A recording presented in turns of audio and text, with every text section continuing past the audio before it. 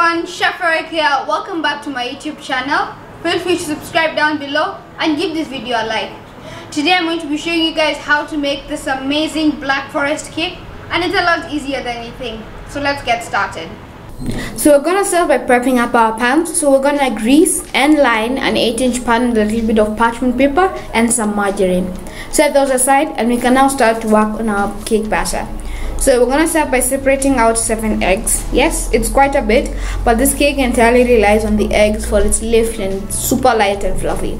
So crack your egg into a bowl and set the egg yolk aside and pour your egg whites into the bowl of your stand mixer. Next, we can go in with about 2 teaspoons of vinegar. The vinegar is just there so that the egg whites whip up as beautifully as possible. Pop out your stand mixer or your hand mixer and whip it on a high speed until it's looking foamy but not yet at soft peaks nor at stiff peaks. Once it's looking really nice and foamy, we can now start to stream in our sugar a little bit at a time. You want to do this as slowly as possible, and the reason why we do that is so that I can get super sciencey on you, but just add it like a tablespoon at a time and you'll see the result will turn out absolutely beautiful. Once it's looking super nice, light and fluffy, we can go in with our egg yolks one at a time until they're all fully incorporated.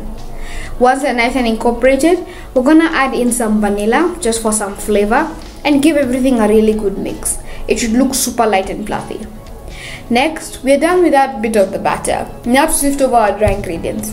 And for that, we have some all-purpose flour, some cocoa powder, along with some baking powder. Yes, the cocoa powder is there just for the chocolatiness, but the cake won't be very overpoweringly chocolatey. That's why most people love it.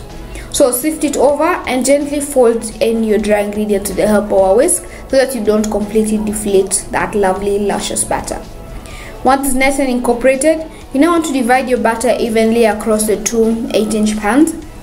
You can use a weighing scale and bake it at 180 degrees for about 20 to 25 minutes. You can use a toothpick to just check it. While the cakes are cooling and done baking, we can now start to make our whipped cream frosting.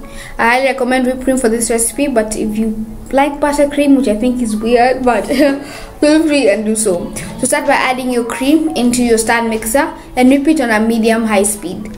Once it's at soft peaks, we want to go in with about 2 tablespoons of powdered sugar. You can also use normal sugar and it will not have that big of an effect. Once it's at stiff peaks, we can set it aside and prep our strawberries. You could use any fruit in the world that you'd like. For me, I tend to do strawberries. You could do passion, you could do mango. Banana seems a bit off, so does avocado or something like that. But if you do try it, I'd love to see how that turns out. I think that would be a nice experiment, so please tell me. I'd love to see it, or even try it out if it tastes good. So add a bit of sugar. We'll add the sugar depending on how sweet your strawberries are, and toss everything around and let it sit in the fridge for about half an hour. Once the cakes are super nice and cool, wanna add a bit of frosting onto the cake board, add in your first cake layer, and then we can pour over some simple syrup. Simple syrup is basically equal parts water and sugar heated until it forms a liquid. I show you how to make that in my strawberry Swiss roll recipe. So if you'd like to go check that out, please do. It's an amazing recipe. They taste absolutely amazing. I'll put a link up there.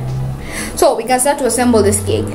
So I'll start by piping a ring of whipped cream all around the edges of the cake and pour in all of my strawberries. Add all of it in. If you are a fan of very kidogo strawberries, just add a bit. If you like a lot, add more than I did, but I just like to have a little bit in every single bite. Top it with a bit more whipped cream and then pop over your next cake layer. A bit of simple syrup on that cake layer, and you now want to put a thin layer of icing all around the cake. You can use a piping bag to help, or just scoop directly from your bowl.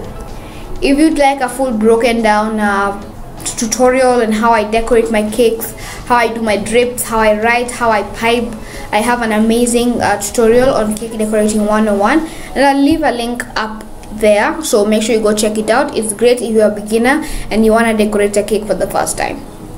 Once your cake is nice and chilled, we now want to put on the final layer of icing all around the cake. So just add in and over the top, give everything a nice smooth out. You can add as much or as little as you'd like. You could only do the crumb coat if your family is like, you know, they don't like a lot of cream, but mine are Mezoya. They've had a lot of cake and they really enjoyed this one. Once the cake is nice and chill, we can now pour over our chocolate shavings. So do this gently all around the cake until you've all fully covered it. Next, we can pipe over some rosettes with an open star tip and our remaining white frosting, and top it off with some fresh strawberries, and literally that's it. It's that simple. I hope you give it a try, and if you do, please tag me. I'd love to see it. And yeah, make sure you subscribe, like, share, and I'll see you guys next week for a brand new video.